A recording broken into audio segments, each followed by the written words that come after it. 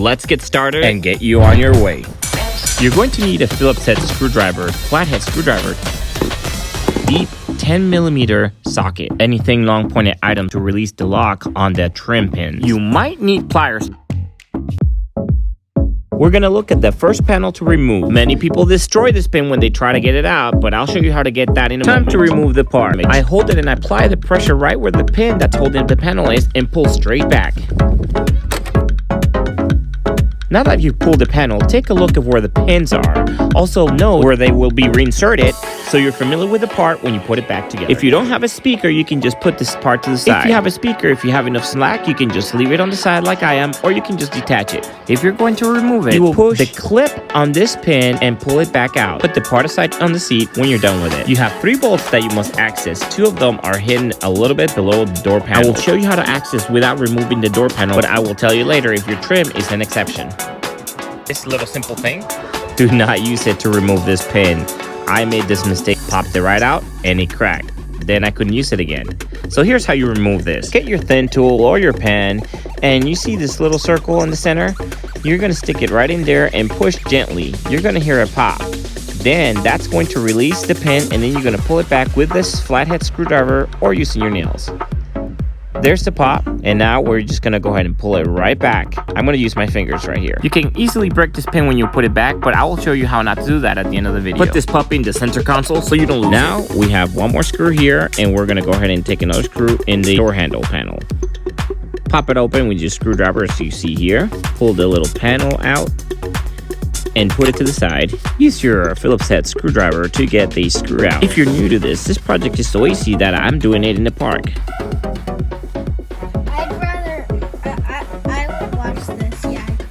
The like button, subscribe button, and merch is coming out soon. That's funny that my son's telling me that I need some merch. Now hit the thumbs up if this is helping you out. Put the screw right back where you have the rest of the part. To keep this video short, just go ahead and pull out the screw from the door. If you're removing the entire door, you will have to remove this panel and the plug that powers the power windows and locks. Now it is not necessary to do this unless your trim level happens to have some wood paneling or a rigid door that does not flex or bend easily at the top of the door. This door panel sits on a metal frame and you will have to use your hands to lift it up. Now this panel hooks downward right underneath the rubber here. Here's a quick diagram so you can visualize it. There's a steel bar and then the door panel sits right above it. So we're going to lift it up and pull back. Now the key is we're focusing on the front of the door. We're going to grab where the green areas are. We're going to lift up and then pull back slowly. We're only going to separate the door about an inch, if so. Here you can see I lift it up and pull out. I'm going to show you a front angle, and this is what I prefer you do if you're a novice. Grab where the green area is and also on the panel, the other hand, and then you can see here how tight that gap is. You just want to lift enough to where the door panel comes off the hook. Here I'm lifting up slowly and there you go. It's very subtle. I'm showing you this level of detail so you can see how the door is separated. When you do it in real life, you will notice right away. Now we have to separate the doors and there's 2 pins holding it. I will show you. One pin is located right here, so you pull towards you. There, you will hear it pop just like that. There's one more pin in the bottom and you also have to do the same thing. Make sure you grab it where I'm grabbing it. Now you have plenty of room to pull out the bolts on the mirror assembly. But I'm going to show you, here's where the door was hanging from. Notice the red area. This is the same steel that I showed you, and this down here is the pin that holds the door panel. There's another pin here, and this is a problem that occurs.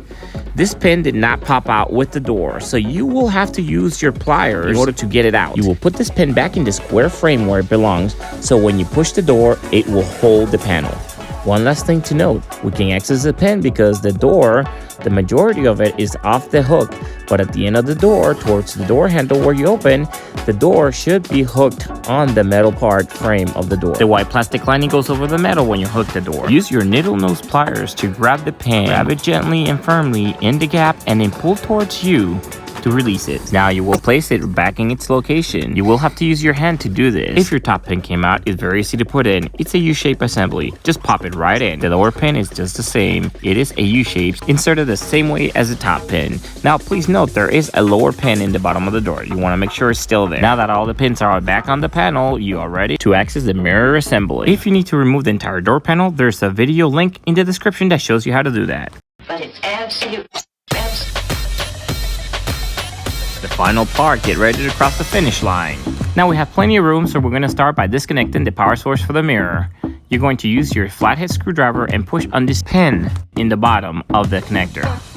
Here's a different angle. Make sure you're getting motion from the pin when you're pushing up or using your hand. The process is pretty simple as I show you right here. Now it's time to grab that socket. Start by inserting it into the top bolt.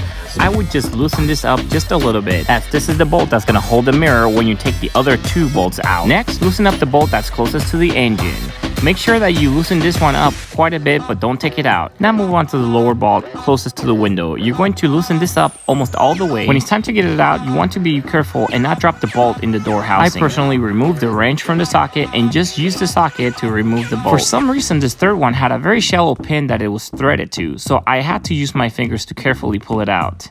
Make sure you put it in the center console. Now that you're done with that one, move on to the next one and pull it out, and then we'll do the top one.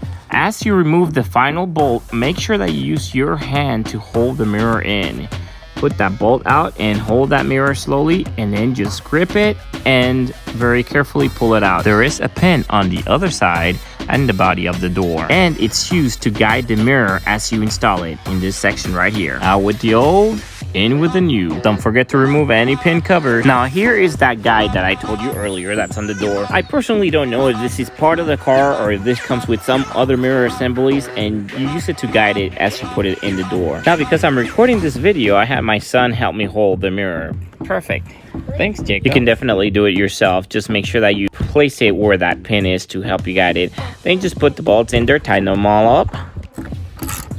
Plug the power supply to the mirror. I recommend getting on the opposite side when hanging the door panel back on the metal frame.